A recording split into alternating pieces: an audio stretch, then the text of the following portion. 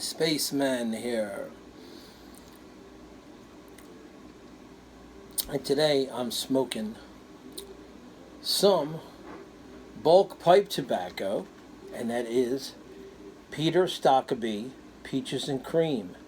Now this is actually it's PETER-STOKKEBYE number 303 Peaches and Cream, to be precise. Okay, and smoking it in one of my lower end pipes, Dr-GRABOW-ROYAL-DUKE. It's a nice little pipe. I guess that's a bulldog shape, right? Bulldog pipe.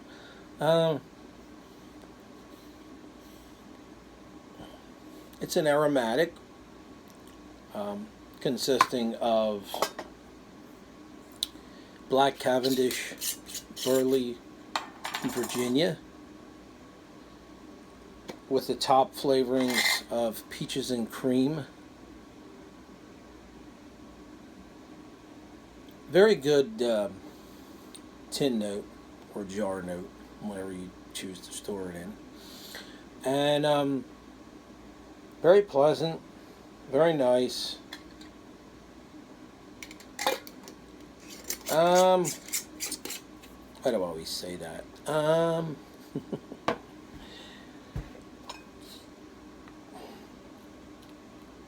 I'm already halfway down the bowls. I've been sitting here smoking this and taking a break from my moving process. As you know, I'm involved in moving, and as you can see behind me, all the refrigerator magnets are gone. The aliens and all the little dials and the little coffee maker and the little payphone magnet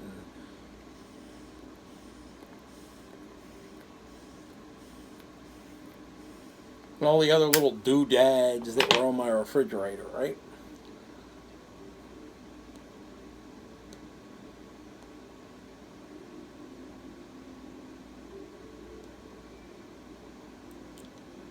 The tobacco. Let's talk about the tobacco. It's very sweet, very mild, very tasty indeed.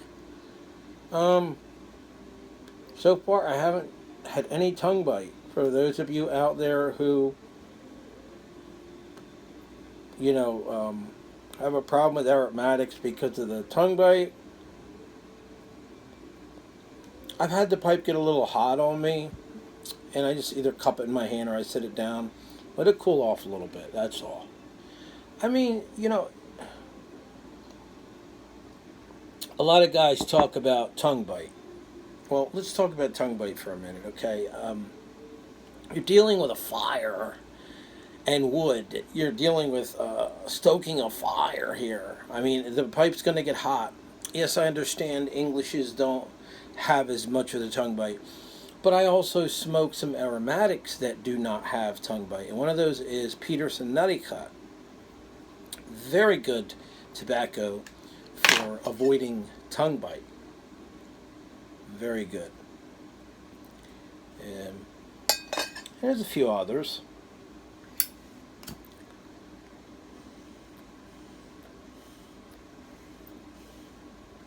Anyway, this is a bulk blend, and it comes in a ribbon cut. Would you like to see it? I'll show it to you. Pretty, isn't it? That's nice tobacco. I like it. But the burley really comes out in this. It's good. And Virginia's not so predominant. The peaches and cream is kind of like a sweet flavor. And at one point, I almost tasted like a strong, sweet cherry taste. Kind of like, I don't know why, but maybe that's the peaches and the cream mixed together. I don't know. Maybe, but it mostly got the sweet taste to it, okay? But speaking on tongue bite, there's ways to avoid tongue bite. There's some tobaccos, some aromatics that no matter what you do, I don't care how you light it. I don't care how you draw on it. The minute you light it, it's going to burn like whole crap. It's just gonna burn the crap out of your tongue. Okay, no matter how you light it, because it could be either really dry or it just that kind of tobacco. I would suggest, though, in the case of aromatics,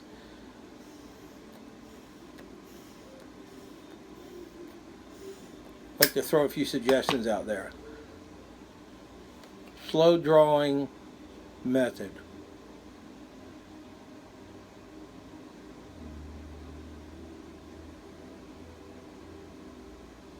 Pull the smoke in.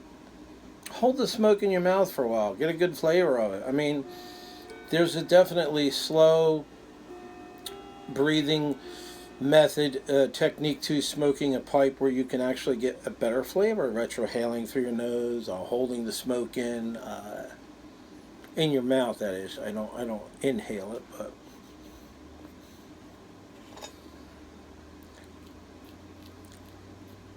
I swear this tastes like cherry. I don't know why.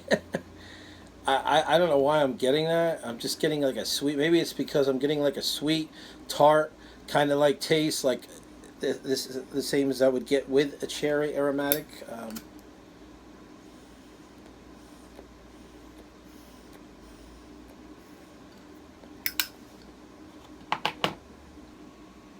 Yeah. Okay. Don't get me wrong. Look. It is sweet and tarty, but it definitely does taste like peaches. And it does have a peach flavor, peaches and cream flavor. So, but anyway, it's a bulk blend. It's a ribbon cut. You can get it on pipes and cigars, I believe. You can get it on probably smoking pipes. This is 2 ounces I bought. It's very good. I like it. It's kind of mild. Yes, it's on the mild side. It's not a robust full body blend, but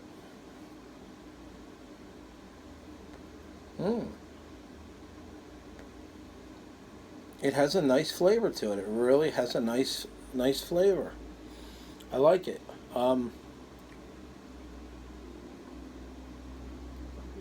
gonna have to kind of give it a high rating.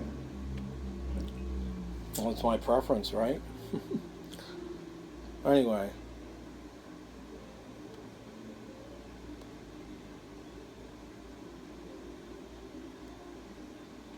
Well, I moved more stuff over to the new house today, and things are moving right along, and I'm back here now, and I got to do some more packing. It's a little after 12:30, probably 12:33. Having a cup of coffee, so a cup of Starbucks, Guatemala Antigua blend, and I'm gonna go pack another 1,000 CDs, right? Maybe I can pack the rest of them.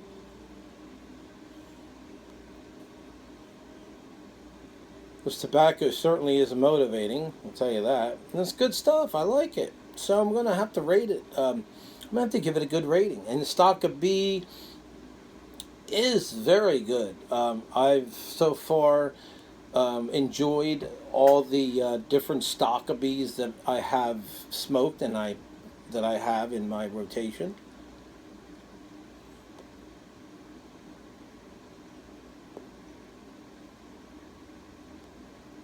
Nice fruity taste.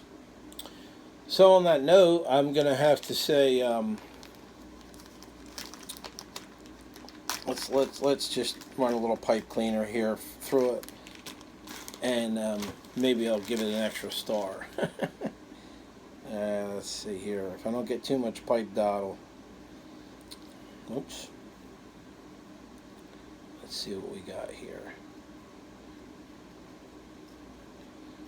Okay.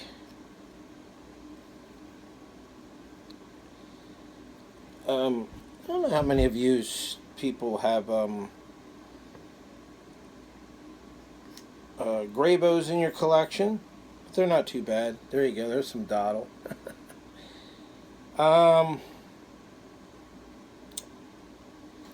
They certainly use some quality briar. Certainly, certainly a presentable pipe. I mean, and they're not really cheap. I mean, you're gonna pay up 35 and upwards, you know, for a Grabo. I mean, maybe you might get one for 33. Now, sometimes if stores are selling out of them, or they're, you know, doing a clearance on them, you might get one for $7. I don't know, but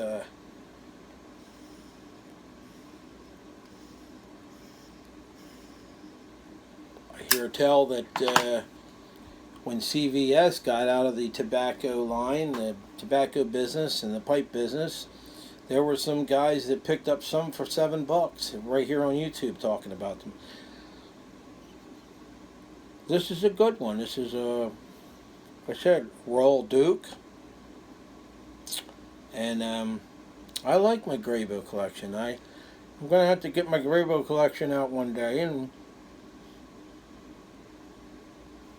do a video on it.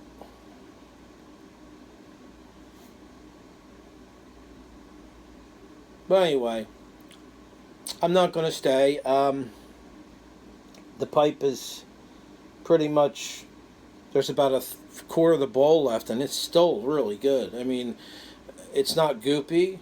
It's very good stuff, man. And I might just have me another bowl right after this one to top it off before I go in and start doing my my CD packing. I'm going to play CD Stock Boy in the music store, right?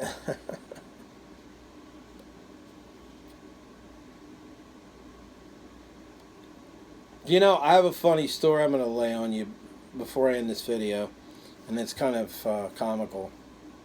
Many years back when I was in electronics school, and I was going to tech school to become an electronics technician, I wanted to get a part-time job while I was in electronics school because I left another job and collected a small pension. This was going back like 25 years ago or so.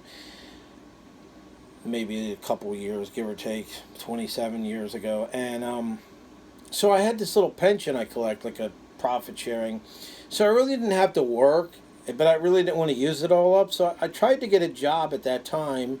This was like in the early 90s. I think it was 92. So I went to a record store and apply for a job. And knowing a lot about music, I put that on my resume. And it turns out that I never got a job there. And I had a lot of experience working. I was already, let's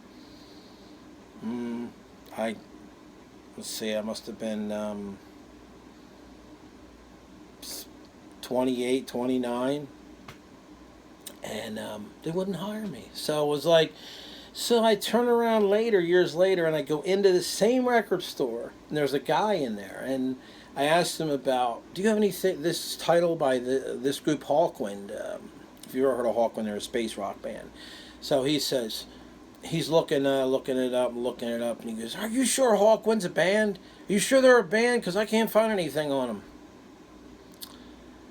And I'm thinking, you believe this? You know, here I tried to get this job and a job here, and they wouldn't hire me, and this guy doesn't even realize that Hawkwind was a band. Now, you may not have heard of Hawkwind, but that's not the point. This guy was supposed to be a sales associate in a record store. So, go figure, right? Just wanted to drop you that story. But I'm going to get on my way, and I got some things to do, so I'll shout back at y'alls later. Y'alls, listen to me. I've been living down south too long. That's okay. That's cool. And you take it easy, and I'll talk to you later. See ya.